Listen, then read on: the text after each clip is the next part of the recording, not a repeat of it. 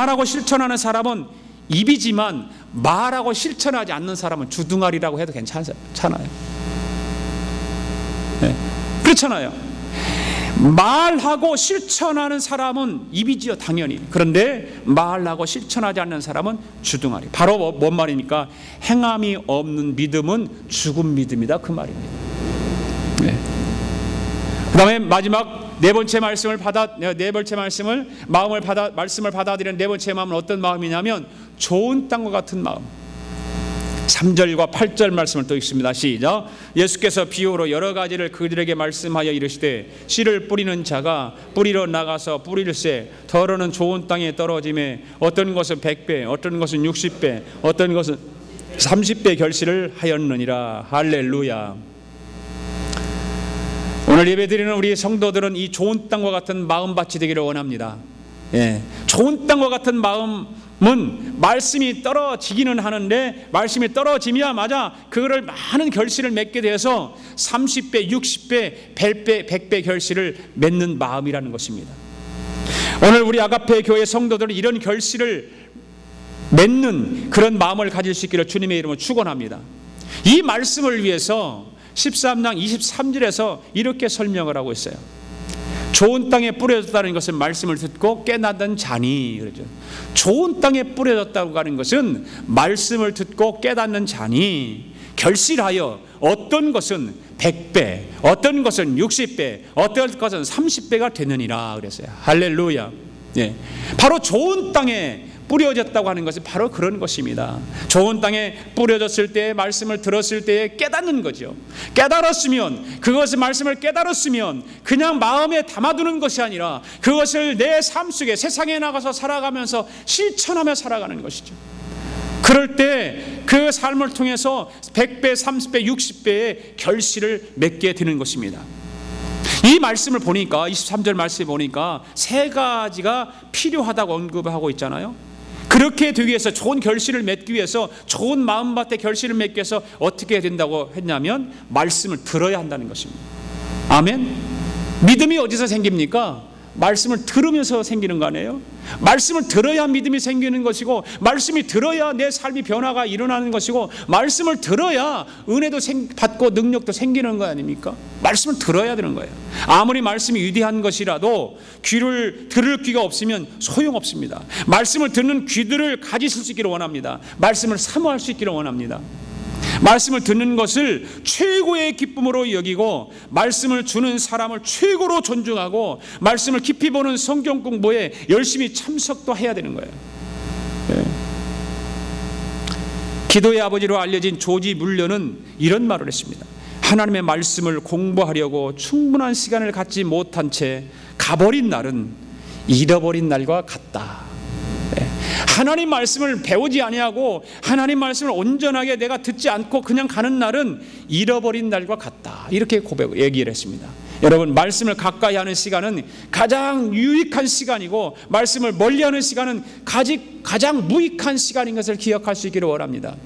따라서 해봅시다. 말씀을 가까이 하는 시간은 가장 유익한 시간이고 말씀을 멀리하는 시간은 가장 무익한 시간이다. 말씀을 가까이 하실 수 있기를 주의 이름으로 축복합니다. 그리하면 신기하게도 삶의 변화가 일어납니다. 네, 말씀을 가까이 하면 하나님 말씀은 살아있기 때문에 조금도 오류가 없는 말씀이기 때문에 신기하게도 변화가 일어나는 것입니다. 어떤 분은 겸손하지 못한 문제를 늘 고민하고 어떤 분은 용서하지 못하는 문제를 늘 고민하고 그래서 겸손하려고 노력하고 용서하려고 노력하지만 그 문제가 해결되는 것은 아닙니다. 중요한 것은 뭐냐면 하나님의 말씀이 삶에서 떠나지 않도록 계속 말씀을 가까이 하는 거예요. 그래야 용서도 되고 겸손해지고 문제가 어떤 고민 다 해결되는 것이지 말씀을 가까이 하지 않는데 어떻게 겸손하게 될 수 있고 어떤 고민이 해결될 수 있고 어떤 용서를 할 수 있겠느냐 그 말입니다.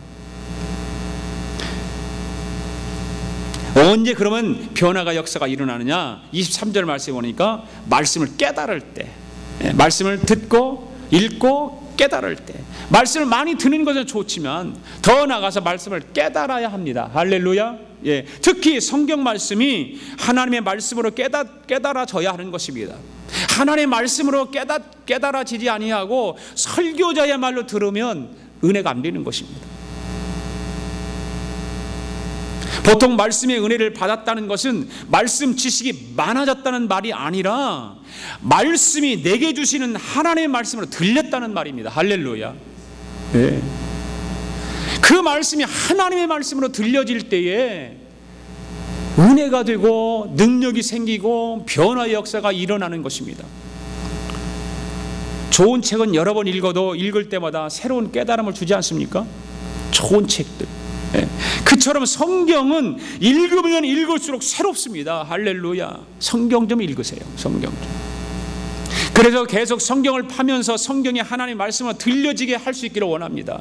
성경을 읽어서 그 말씀이 하나님의 말씀으로 들려져야 되지 그냥 소설책 읽듯이 재미로 읽으면 안 된단 말이에요. 그렇게 할 때에 그 말씀을 통해서 결실이 맺혀지는 것입니다. 23절에서 그러잖아요. 말씀을 듣고 말씀을 깨닫고 말씀을 결실한다. 네. 일반적으로 그리스도인들은 말이 많다고 말하지 않습니까? 그리스도인들은 왜 이렇게 말이 많다고 그럴까요? 그 뜻은 정말로 말이 많다는 뜻이 아니라 행위가 따르지 않는다는 말이에요.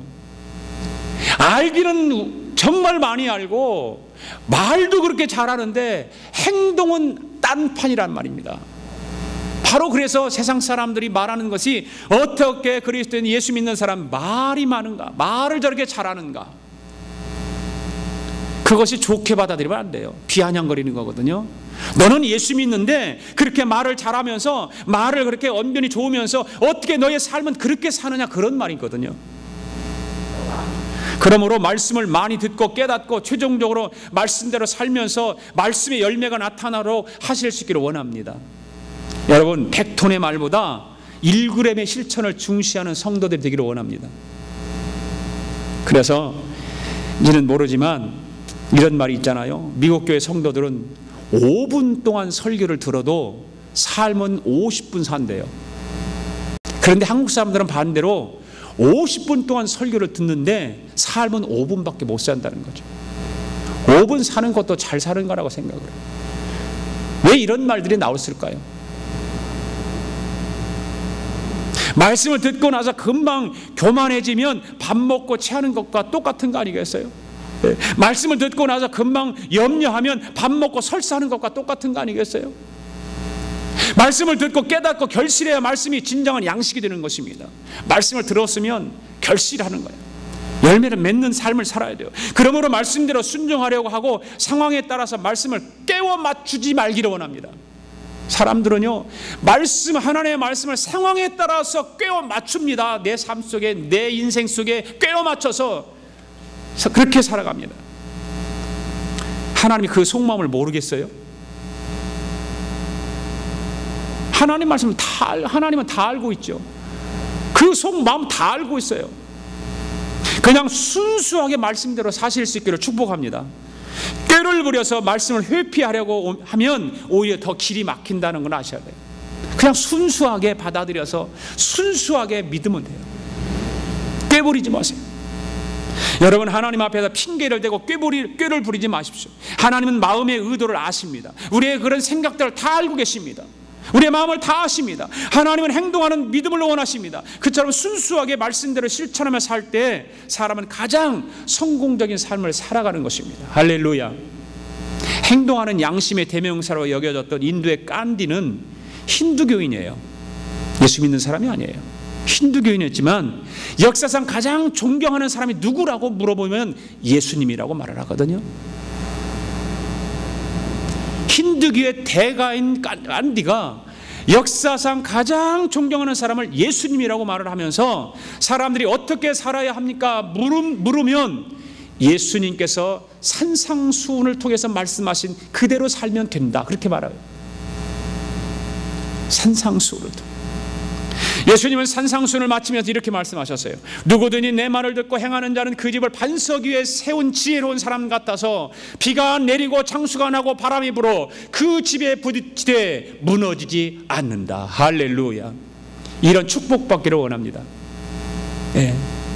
하나님의 말씀을 듣고 행하는 자는 그 집을 반석 위에 주님께서 세워주신다고 말씀하고 있잖아요. 그런 사람이 바로 지혜로운 사람이라고 말하고 있고요. 그 지혜로운 사람은 그 삶을 살아갈 때 비가 내리고 창수가 나고 바람이 불어도 그것들에 부딪히기는 하지만 무너지지 않는다는 거예요. 하나님이 지켜주시기 때문에.